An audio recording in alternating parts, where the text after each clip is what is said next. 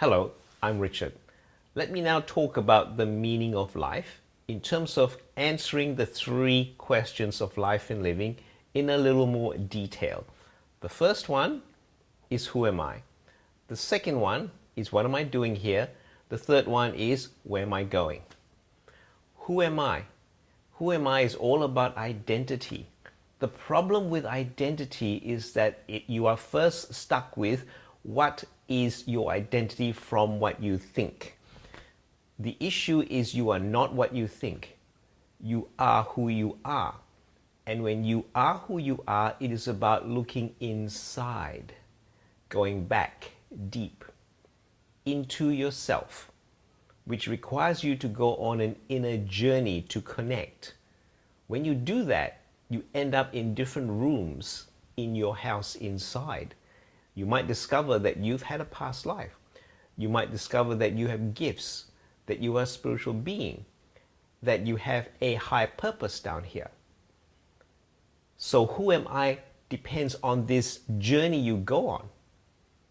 When you traverse through this life and you have different experiences, your experiences give you different snapshots and pieces that you put into place to develop a greater framework and picture of who you are. So that's a journey of evolution. It's all about the evolution of your soul, which doesn't die, which is eternal. What am I doing here? A very good philosophical question.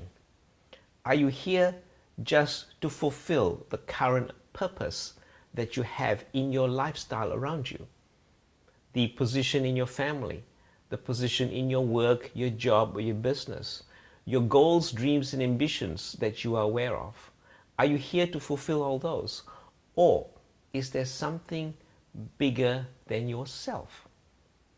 And a lot of people look at something bigger than themselves as leaving a legacy. That is wonderful. And you see many great people in history who have found their higher or highest purpose in leaving a legacy, and history has a record of all their exploits for posterity. And then where are you going? Well, that is a philosophical question that requires you to answer another question, and that is this one. What is there after death? When this body dies and ceases to function, is that all that is? End of the chapter and the book, or is there more? So where are you going depends on your belief system. Let's look at beliefs at the moment, because beliefs underlie everything in terms of answering those three questions of who am I, what am I doing here, where am I going? A belief is a set of values, concepts, and paradigms that form together in a system that serve you. So you take on a belief system because it first serves you. The problem is that when you grow and evolve, you come to a point in time where that belief system ceases to serve you, but then enslaves you. So when it enslaves you, you actually are unaware of that transition point. You just find yourself stuck and not able to move and have what's called performance ceilings over you. So your belief system will determine the answers to those questions of who am I, what am I doing here, where am I going? If you believe that all that is to life is what you can do and achieve here, then who you are will be reflected in the amount of money in your bank, the house that you live, the public profile you have, the achievements on record on this world. Where you are will then be reflected upon how well you work and succeed in those goals and ambitions. Where you end up going is perhaps maybe leaving a legacy in the particular area that you are working in. However, if your perspective on life and your belief system is much broader than that, whereby you are here to leave a legacy and you are a spiritual being, then influencing people to improve in their life in terms of awareness, knowledge, shifting in consciousness might be who you are. So then your life will revolve reflecting around that.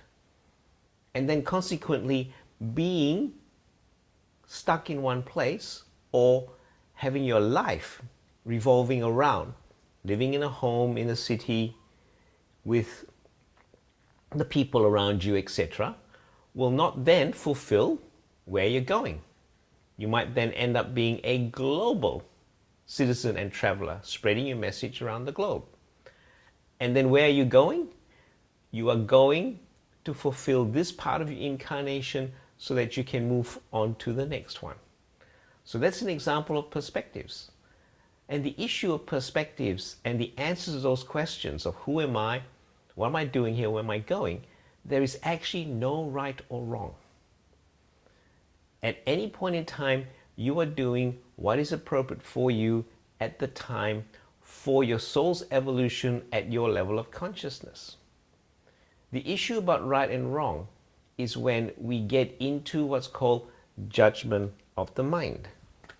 The issue with judgment is that it is something of a cognitive, conscious level that ends up being limiting because it doesn't give us the expansion of our world around what we know from just our 5 senses. The other thing about belief systems is the amount of knowledge and the foundation on which it is based. If the knowledge on which the foundation of belief system is very wide, expansive, then you've got a much wider view of who you are, what you're doing here, and where you're going. So what does this all mean? It basically means this very simply. Life is like a snakes and ladders board. I used to play snakes and ladders when I was very young. And you throw the dice and you move so many steps at any one time. And this is how people progress through life. Sometimes you might actually get to a point whereby you get to a ladder and you actually go up very quickly. Then something happens through life and you might end up going down a snake because a snake eats you and go back down. And so life seems to be like that for people. That's on the board of life. And so what do? You can actually change the game and not play snakes and ladders. And it's all about your perspective. Let me give you an example using another game, chessboard. When you play chess and you are pawn on the chessboard, you only have the option to move one step at a time. If there is another piece in front of you, that's it. You cannot move until that piece is taken away from you by something else. And whether you are a pawn or a castle or a queen will determine how much power you have to move on that chessboard. And so on the chessboard of life, it's a battle. It's white and black. There's this contrast. It's good, evil. It's win, lose. That's the chessboard of life. But then you shift from the chessboard and you look at the game of life from the perspective of the chess master. It's different. The chess master sees 10 steps in front. So losing the queen is not a disaster. It's part of the strategy, the higher order of things in terms of strategy. What's an example of this? Well, something that happened to us recently was we were going to New Zealand on a trip. And the plane we were catching from Sydney to Christchurch had mechanical problems. So we were actually delayed for an entire day. that screwed up our plans.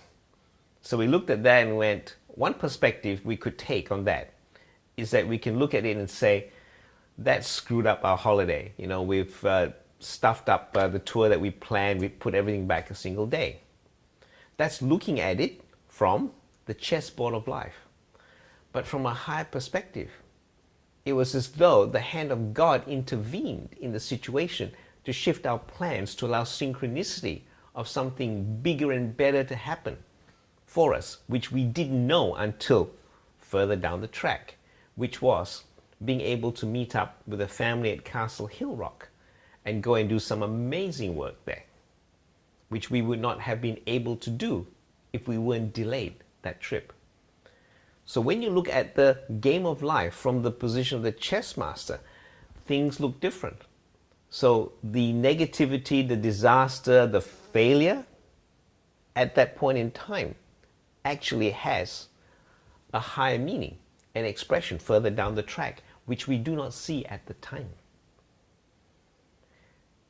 Then you can shift levels and look at it from the perspective of the creator of the game.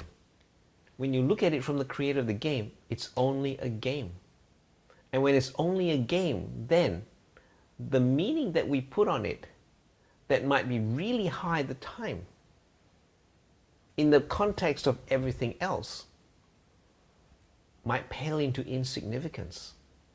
When that happens, then you are actually in a much more empowered state rather than disempowered state when the storm turns up and wipes out your home. What does this all mean again? It's all about context. How you look at things, what your belief system allows you to see, and the evolution of your consciousness at the time. So, how do you know where you are? Well, you actually have to step out and look. You never ever know where you are when you're driving on the road until you can actually look big picture and see frames of reference in terms of where you are. So when you go back to answering the three questions of life, who am I? What am I doing here? Where am I going? The first thing to do is to look within yourself. And when you look within yourself, you have to get out of your head and into your heart. That is a topic for another video. I'm Richard.